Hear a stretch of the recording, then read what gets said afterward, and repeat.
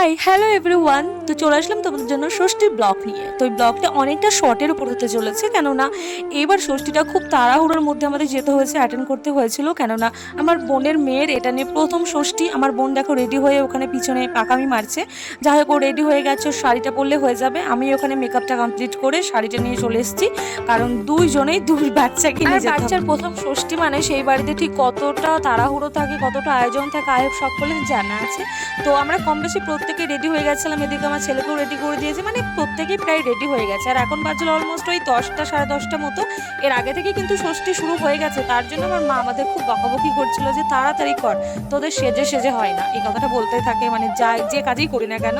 তো যাই হোক, ওই যে ওনারা পিছনে আসছে আর আমাকে গামলা ধরে দিয়েছে বড় একটা, আমার ছেলেকে নিয়েছে, তার মধ্যে আবার ভীষণ গরম। এই করতে করতে ষষ্ঠীতলায় পৌঁছে গেলাম। আর আমাদের বাড়ি থেকে ষষ্ঠীতলার দূরত্ব খুব একটা না, তবু এই যা গরম, এইটুকু আস্তে আস্তে পুরো আমার বোন হাতে করে ওই ফ্যানটা নিয়ে এসেছিল, তাই একটু রেহাই। বিশেষ করে আমার ছেলের আর ওর পুচকিটার, মানে এত পরিমাণে গরম সে বলা যাবে না। মানে ষষ্ঠী দিনে বিশেষ করে গরমটা আরো স্পেশাল ভাবে দেয়। দুজন মিলে কত সুন্দর করেই না সাজগুজ করে গেলাম, কিন্তু এক মুহূর্তে সাজগুজ পুরো গুটিয়ে গেছে।